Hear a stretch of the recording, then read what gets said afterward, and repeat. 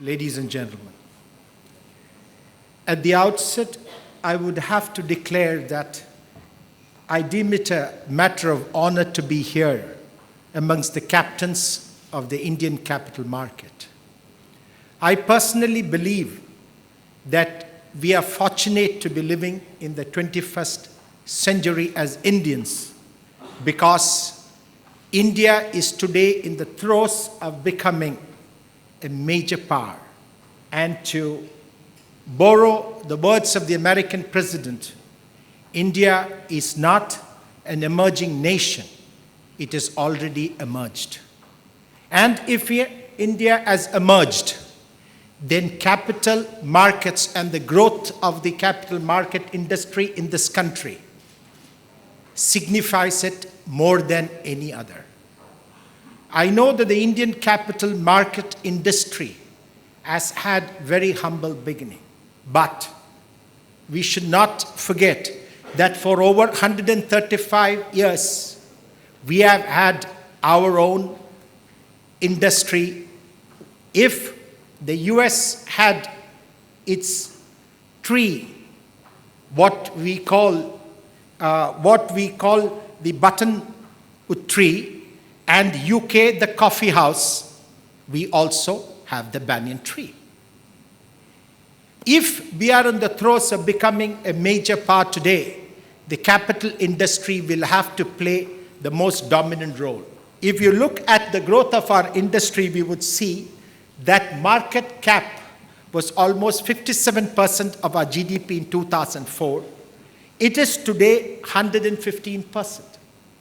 If you look at the graph below, you will find that the market capitalization in India from 2000 to 2010 shows from 213 to 1373.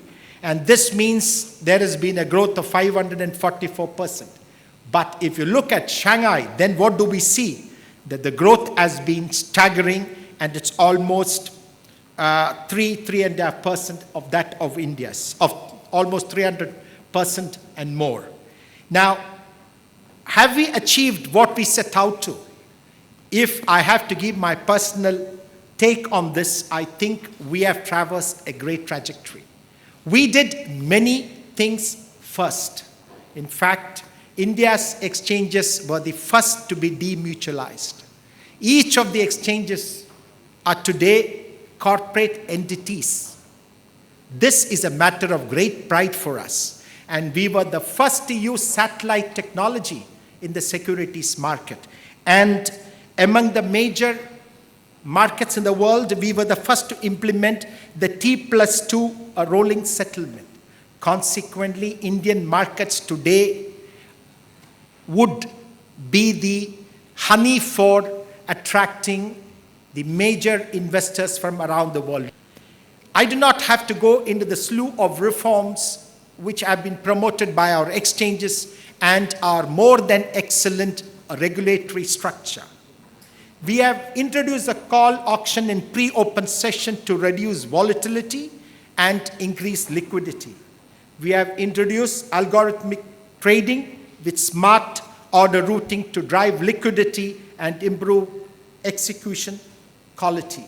Mobile trading has been increased, and this is extremely important for financial inclusion, about which also I would crave and take about 5 minutes of yours, because in order to gain depth in the market, we will have to achieve financial inclusion.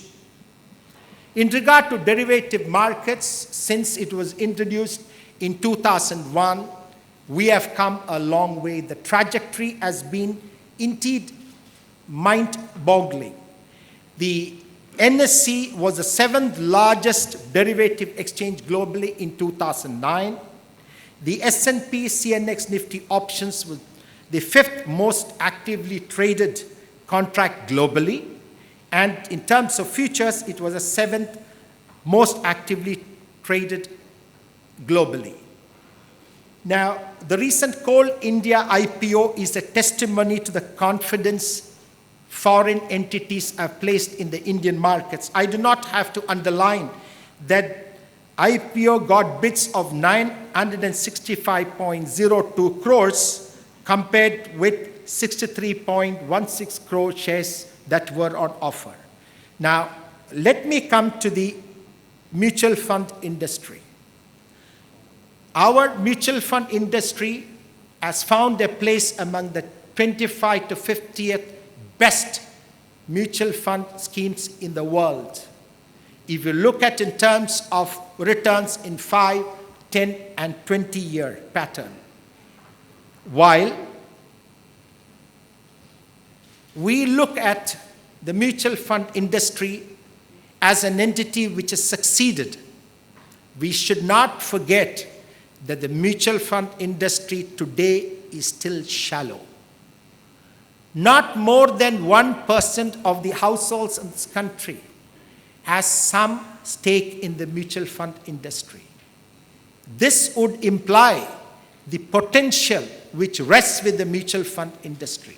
If we are able to ensure that there is financial inclusion, and if you can have attractive schemes, promote, energize financial inclusion and financial education, then the mutual fund industry would gain greater depth, which is extremely critical or a sine qua non for this nation to move forward in the 21st century.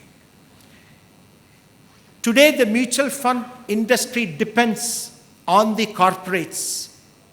This has to change. If you look at the retail investors, we only find 42% of the assets under management that owes its source to the retail investors. Let's compare it with the United States. The United States, almost 86% is the share of the retail investor. And Japan, it is 68%, and for Korea, it is 67%. So on a longer term basis, what would the mutual fund industry have to focus its attention on? As I said, investor education and financial literacy, greater market penetration into rural areas, and very importantly, self-imposed code of conduct to ensure that investors are not misguided.